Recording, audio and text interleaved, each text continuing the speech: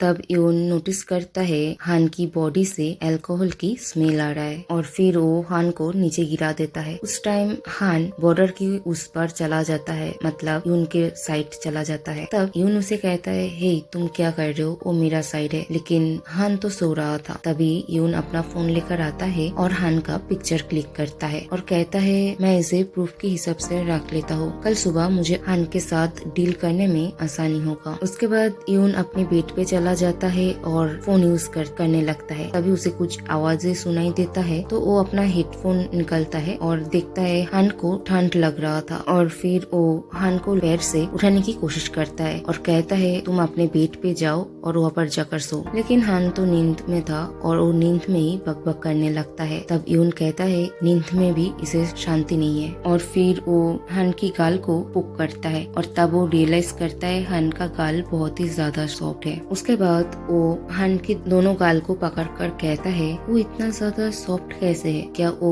गे है इसीलिए। उसके बाद हान के गाल को दोनों तरफ खींचता है और कहता है, वो दिखने में सच में बहुत बुरा है। और तभी यून को हान की मैशिंग बॉयफ्रेंड के साथ रोमांस की सीन याद आ जाता है। तो यून पीछे मुड़कर बैठता है और कहता है, मैं ये क्या सोच रहा था। तभी हान रूम में ही उल्टी कर देता है, जिसे देखकर यून तो शॉक्ड हो जाता है और उसके बाद वो हान को बाथरूम लेकर फेंक देता है और कहता है, यू क्रेजी गाय, आधी रात को मुझे तुम्हारी वजह से तुम्हारा ही उल्टी सब करना पड़ रहा है। और हान की तरफ देखकर कहता है, ये बहुत ही ज्यादा एनोइंग है और अभी मुझे तो नहाना भी पड़ेगा, मैं क्या करूँ, क्या मैं यहाँ पर ही नहा लूँ। लेकिन हान यहाँ पर है। फिर सोचता है हान तो सो रहा है, मैं जल्दी से नहा लेता हूँ। और नहाने के टाइम वो हान को इतना खुश देखकर, इतनी प्यार से सो रहा है, इसे देखकर उसे बहुत ही ज्यादा गुस्सा आता है। तो वो क्या करता है, पानी से हान को उठाने की कोशिश करता है। तब तो हान का नींद टूट जाता है, लेकिन उसके दिमाग में कुछ और ही चल रहा था। वो इनको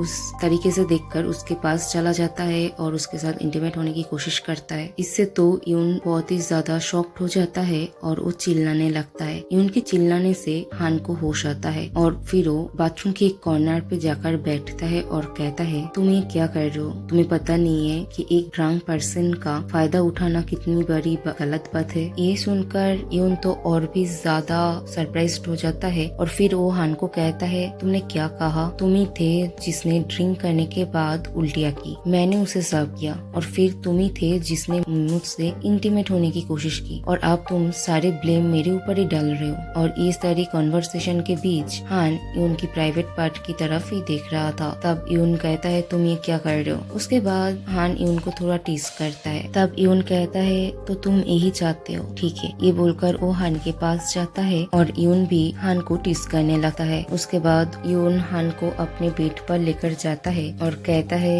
ये वही बेड है ना जहाँ पर तुम अपने मैशिंग बॉयफ्रेंड के साथ इंटीमेट हो रहे थे और अभी तुम्हारा पाला पड़ेगा एक रियल वन से।